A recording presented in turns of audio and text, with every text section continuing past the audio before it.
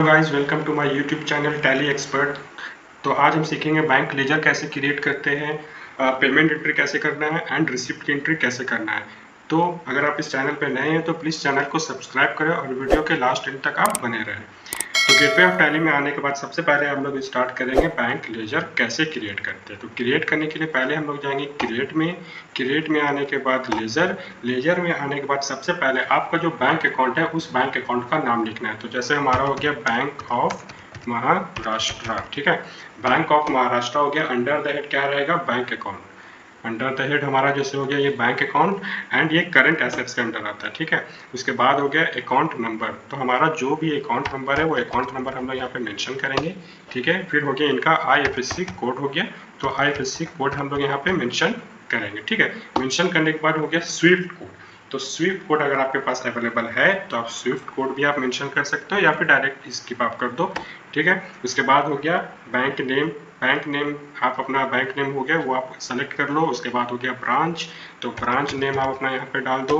उसके बाद हो गया set alter range of cheque books, के आपके पास अगर जो चेक बुक्स है अगर आपको रिक्वायरमेंट है कि आपने उसे भी आप फिल करना चाहते हो तो आप चेक बुक्स का भी आप यहाँ पे मेंशन कर सकते हो। From number and to number आप जैसे मेंशन करोगे तो कितने चेक्स आपके पास उस पेजेस में वो नंबर ऑफ चेक्स में शो कर जाएंगे। उसके बाद नेम ऑफ चेक बुक्स में आप वो मेंशन करके आप एक्सेप्ट कर लेना। उसके बाद यहाँ इनेबल चेक प्रिंटिंग यस रहेगा and set alter cheque printing configuration अगर आप करना चाहते हो तो उनको यस करके कॉन्फ़िगर कर सकते हो, ठीक है। सारा भी width of cheque, height, starting location from left से वो सारा आप यहाँ पे इसका कॉन्फ़िगर आप कर सकते हो। उसके बाद हो गया हमारा बैंक ऑफ महाराष्ट्र नेम, फिर यहाँ पर हो गया हमारा एड्रेस, ठीक है। जो भी एड्रेस आप मेंशन कर दो, स्टेट झारखंड, पिन कोड जो हमारा वो पिन कोड आप यहाँ पे मेंशन कर दो। फिर हो गया बैंक का GST नंबर, तो आप यहाँ पे बैंक का GST नंबर डाल दो, ठीक है।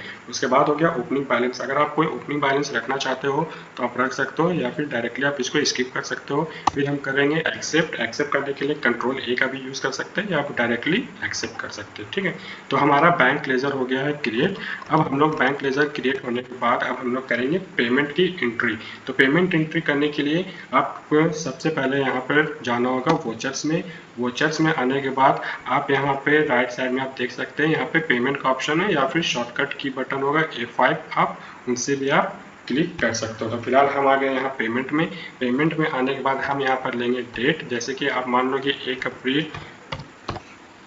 2014, ठीक है, आप पेमेंट कर रहे हो।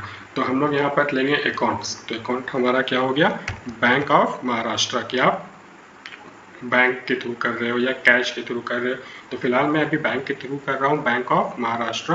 तो यहाँ लेंगे हम बैंक ऑफ महाराष्ट्र। अब हम लोग यहाँ पर लेंगे पार्टी का नाम, जैसे हमारा पार्टी हो गया शक्ति इलेक्ट्रॉनिक्स, ठीक है। तो हम लोग यहाँ पे शक्ति इलेक्ट्रॉनिक्स को लेंगे।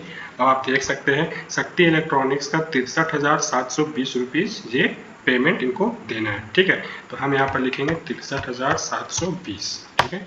अब यहाँ पे एक ऑप्शन आता है मेथड ऑफ एडजस्टमेंट की, इस पेमेंट को आप कैसे एडजस्ट करना चाहते हो। तो हम इनसे हम पहले हम प्रोडक्ट परचेस कर चुके थे, अब हमको इस 63,720 जो हमारा बिल है उसके अगेंस्ट में हमको पेमेंट करना है। तो हम यहाँ पर लेंगे अगेंस्ट रेफरेंस, ठीक है। अगेंस्ट रेफरेंस लेंगे तो आप देख सकते हैं इनका एक पेंडिंग बिल है जो 63,720 का है, इनको हम कर लेंगे सेलेक्ट और फिर करेंगे इंटर, ठीक है। यहाँ पे हो गया चेक रेंज, चेक नंबर होता है तो वो आप भी यहाँ पे चेक नंबर जैसे मेंशन कर सकते हो। उसके बाद हम यहाँ पे करेंगे इंटर और इनको कर देंगे एक्सेप्ट। तो आपको यहाँ पे हम लेजर दिखाते हैं इनका, तो आप देख सकते हो यहाँ पर परचेस है 63,720 और यहाँ पे पेमेंट हो गया 63,720, जहाँ पे इनका क्लोजिंग बैलेंस हो गया 00, ठीक। अब आगे का हम लोग सीखेंगे पेमेंट रिसीव जो हम लोग करते हैं उसकी एंट्री कैसे करें, ठीक है। आपको एक यहाँ पे हम दिखाता हूँ कि जैसे हमारा एक डेटर्स है रमेश, जिनको मैंने सामान दिया था 36,580 रुपये का, ठीक है, जो इन्होंने मुझे पेमेंट किया है मेरे बैंक अकाउंट में, ठीक है। तो उसकी एंट्री कैसे करेंगे, तो उसकी एंट्री करने के लिए सबसे पहले हम आएंगे वोचर्स में, ठीक है। वोचर्स में आने के बाद आप देख सकते हैं जैसे वो हमें पेमेंट दिया हमारा बैंक अकाउंट में, तो सबसे पहले हम यहाँ पर लेंगे अपना बैंक अकाउंट जो हमारा हो गया बैंक ऑफ महाराष्ट्र, ठीक है। अब हमें किसने दिया, रमेश ने दिया। तो हमें कितने रुपीज़ दिए, 36,580 रुपीज़। ठीक है, तो अब ये बिल को हम लोग कैसे एडजस्ट करेंगे?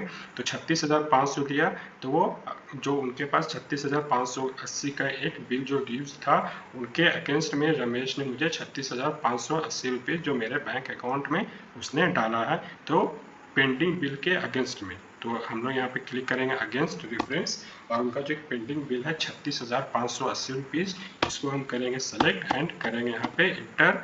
उसने अब यहाँ पे ऑप्शन आता है कि उसने आपको चेक दिया या ऑनलाइन ट्रांसफ़र किया या फिर कोई अदर प्लेटफॉर्म से आपको दिया। ठीक है, मान लो कि अगर उसने आपको चेक दिया तो आपको चेक सेलेक्ट करना है, या फिर उसने आपको रिफंड ट्रांसफ़र किया है तो आप रिफंड ट्रांसफ़र आप कर सकते हो, या फिर अदर प्लेटफॉर्म से दिया तो वो अदर आप कर सकते हो। तो जैसे मुझे उन्होंने रिफंड ट्रांसफ़र किया तो हम यहाँ लेंगे रिफंड ट्रांसफ़र।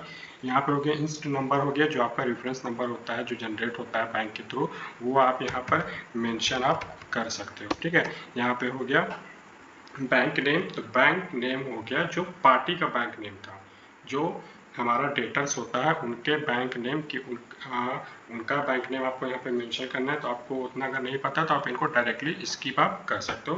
फिर यहाँ पर हम कर लेंगे एक्सेप्ट। ठीक है, अब आप देख सकते हैं रमेश यहाँ पे हमारा हो गया, जिस मैंने उसे 36,580 का सामान दिया था, जिसका पेमेंट रिसीव हो गया है मुझे 36,580, और इनका क्लोजिंग बैलेंस हो गया 00। तो वीडियो कैसी लगी प्लीज़ मुझे कमेंट में बताएं। चैनल को सब्सक्राइब करें, लाइक करें एंड शेयर करें। Thank you so much guys.